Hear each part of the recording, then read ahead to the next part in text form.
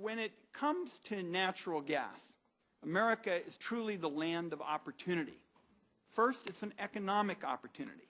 An affordable, stable gas supply provides a competitive advantage for American business that can spark a U.S. manufacturing renaissance. Second, it is an environmental opportunity. Gas is 50% cleaner than other fossil fuels, and it is a major reason why American CO2 emissions have actually gone down in recent years. Finally, it's an energy security opportunity. For the first time in decades, our nation will be able to rely on its own U.S. energy resources, especially new oil and gas development from shale, instead of being dependent on imports from the Middle East and other parts of the world that haven't always had our best interests at heart. This is a major change for American energy policy. 36 years ago, the predecessor to this committee was called the Interior and Insular Affairs Committee, and they held hearings on natural gas as the country faced a supply emergency that triggered shortages across the northeastern United States.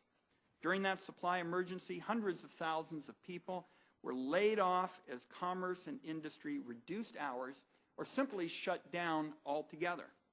And we in the Northwest, particularly Senator Cantwell and I, note that the committee was then chaired by our legendary Senator Henry Scoop Jackson, and the committee released a report prepared by the Department of Defense predicting that liquefied natural gas imports would account for 10% of the country's gas supply. The view expressed in that 1977 report released by the committee has dominated American energy policy until just a few years ago. In 2005, Congress, over the objection of some, swept aside the ability of states to even approve the siting of LNG import terminals. And as recently as 2007, when the Congress last enacted major legislation, the focus was still overwhelmingly on energy scarcity. Today, the outlook could not be more different.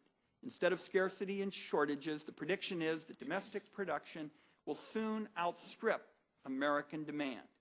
Given the dramatic change in the outlook for natural gas supply, it is clearly time for a fresh look at our current policies and to start thinking about how to update those policies to reflect a very new reality. As part of today's hearing, the committee is interested in hearing from the witnesses what they think is needed to safeguard the advantages of affordable, stable gas supplies for our country. Now, some of our witnesses are going to say the best approach is to say that the market will take care of things. Others are going to say caution is in order.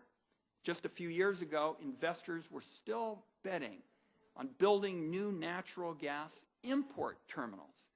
They now face, in communities across the country, billions of dollars worth of stranded investment. It is hard to see the logic behind replacing that kind of speculation on gas imports with similar speculation on gas exports.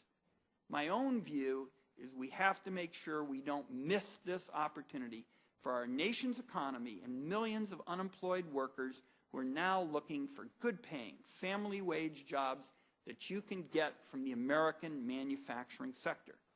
As the CEO of Dow Chemical, Mr. Andrew Laveris, will testify if unfettered exports drive the price of gas back towards the $10 per 1,000 cubic feet price America saw in recent years, that would essentially eliminate any competitive advantage for American manufacturers and investment that could be made here at home, and it will essentially go to advantage overseas opportunities.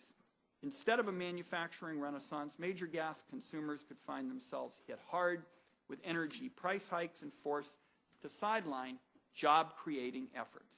It's also important to keep in mind that the guidance the Energy Department now uses for evaluating gas export applications was originally created almost a quarter century ago for import policy. It seems to me that it's now a time to have a serious discussion as to whether the guidelines that now are in place at the Energy Department for approving export applications are what they need to be. A recent study commissioned by the Department of Energy to examine the impact of natural gas exports, in my view, raised more questions than it answered. Now, export policy is not the only issue on the table.